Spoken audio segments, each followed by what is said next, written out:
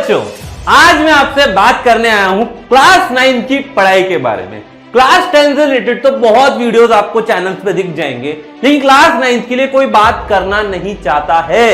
लेकिन आज पूरा रोड मैप आप लोगों को मैं क्लास 9 के बारे में बताऊंगा, और ये जो वीडियो है आपके आने वाले 4 साल बचा सकता है, या 9, 10, 11, 12 चारों साल के लिए बहुत ही फायदेमंद साबित हो सकता है। तो चलिए स्टार्ट करते हैं। इस वीडियो के अंदर हम बात करेंगे क्लास 9 की इंपॉर्टेंस, क्लास 9 का 10 से या फिर 8 से क्या डिफरेंस होता है, और क्लास 9 कब से शुरू करनी चाहिए, पढ़ाई कब चालू करें, क्या क्या पढ़ें और कौन सी किताब पढ़ें, ये सारी चीजें हम इस वीडियो में बात करेंगे।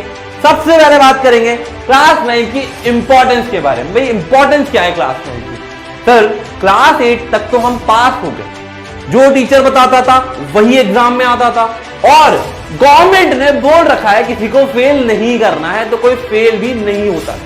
लेकिन क्लास 9 में पास होना बड़ा मुश्किल काम है, क्योंकि क्लास 9 में आपके सब्जेक्ट जो है उनकी किताबें मोटी हो जाती है।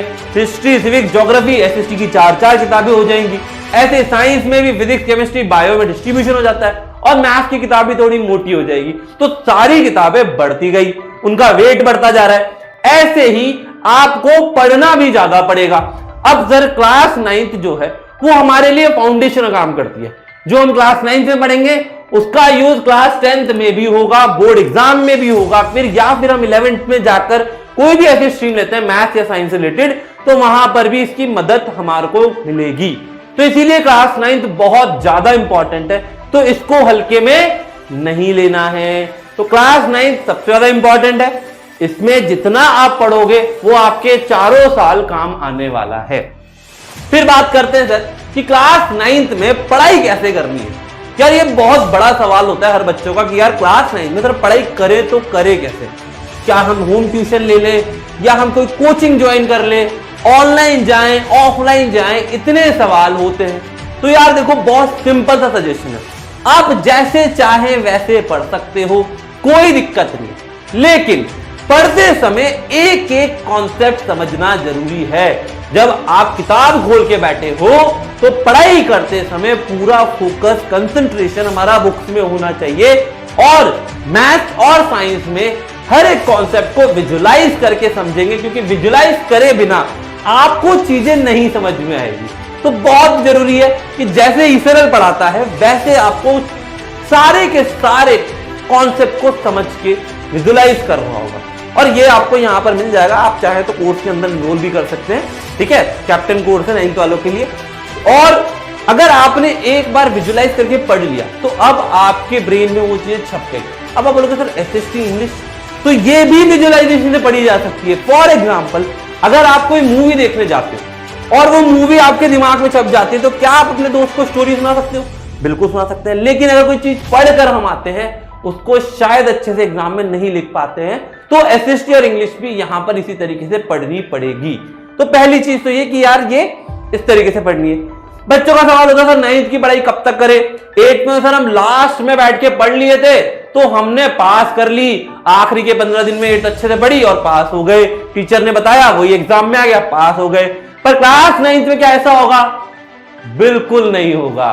क्लास 9th आपको डे 1 से पढ़नी है। अभी आपकी क्लास 8 के एग्जाम खत्म हुए होंगे, एग्जाम खत्म होने के बाद अब आप लग जाओ 9th की पढ़ाई में। 2-4 दिन मस्ती कर लो, लेकिन उसके बाद आपको क्लास 9 की तैयारी में लग जाना है। पहले दिन से पढ़ाई करें, और ज्यादा टाइम ना देके 2 घंटे, 1.5 घंटा, 3 घंटा अगर आप पढ़ाई में देते हैं तो वो बहुत होगा, ठीक है। इसके बाद बात करते हैं सर, जो भी हम पढ़ रहे हैं, जितना भी हम पढ़ रहे हैं उसको सेम डे पे रिवाइज करना। कैसे सर? मान लीजिए आप स्कूल गए, स्कूल में आपको मैथ्स में नंबर सिस्टम पढ़ाया और नंबर सिस्टम की पहली एक्सरसाइज करवाई, तो आपको सेम डे वो रिवाइज करना है। सेम डे रिवाइज करने के बाद आपको नेक्स्ट 7 डे में एक बार और उसे रिवाइज करना है, फिर नेक्स्ट 14 डेज में रिवाइज करेंगे, फिर नेक्स्ट 21 डेज में रिवाइज करेंगे। ये हमें फॉलो करती जानी है। इसे निंजा टेक्निक से आप हर कॉन्सेप्ट को अच्छे से अपने पास सजा के रख सकते हो, ठीक है। और बुरे वक्त में जब आपके एग्जाम होंगे तब वो कॉन्सेप्ट एकदम दिमाग से निकलेगा और आप सारे क्वेश्चन सही कर कर आओगे। तो रिवीजन के लिए ये टेक्निक हमें बना के रखनी है। फिर एक सवाल आता है सर किताबें कौन सी लें यार, बहुत बड़ा सवाल है सर। किताबों के लिए यार देखो, आपकी जो ये एनसीईआरटी होती है ना, तो ये आप लोगों के लिए ग्रंथ है। सभी किताबों का अगर हम बोले जो पेरेंट बुक है वो आपकी एनसीईआरटी, क्योंकि सारी किताबें एनसीईआरटी से ही निकली है। जो भी होगी, आप मैथ्स में देखें R D Sharma, R S Agarwal, उसमें कॉन्सेप्ट कहां से आ रहे हैं? एनसीईआरटी से आ रहे हैं। तो सबसे पहला फोकस हमें रखना है एनसीईआरटी के अंदर। अब एनसीईआरटी करने के बाद क्या करें सर? एग्जाम्पलर कर सकते हैं, आपको ईसरल की शीट्स अवेलेबल करा देंगे, वो कर सकते हैं, आपको टेलीग्राम पे नोट्स दे देंगे, आप वो कर सकते हैं। ये सारी चीजें आपको ईसरल से मिल जाएगी, तो इसको बिल्कुल नहीं भूलना। तो ये फॉलो करते हुए चलना है। हमें क्या क्या करना है सर? पहली चीज, हमें पहले दिन से पढ़ाई करनी है। पढ़ाई करने के साथ साथ हमें रिवीजन भी संग के संग फॉलो करना है और हर चैप्टर को विजुलाइज करके पढ़ेंगे। क्लियर है? अब जरा अगर हमें ईसरल से कोई मदद चाहिए, मेरे से कोई मदद चाहिए, तो यार मैं आप लोगों के लिए हमेशा हूं और हमेशा रहूंगा। यार अगर आप लोग चाहते हैं कि क्लास 9th में एनरोल करना है, तो आप कैप्टन कोर्स 25 ज्वाइन कर सकते हैं। इसमें मैं, प्रवीण सर, दीक्षा मैम और भी जो टीचर्स है वो सब लोग आपको इतना अच्छे से लाइव क्लासेस में पढ़ाएंगे कि आपका एक एक कॉन्सेप्ट अच्छे से क्लियर हो जाए।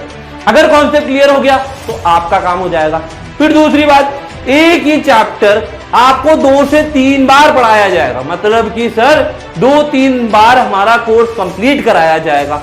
और अब क्लास 10th में 2 बार बोर्ड्स भी होने वाले हैं शायद, तो 2 बार बोर्ड होंगे तो हमारे लिए एक और दिक्कत हो जाएगी कि अब हमारे पास टाइम कम है।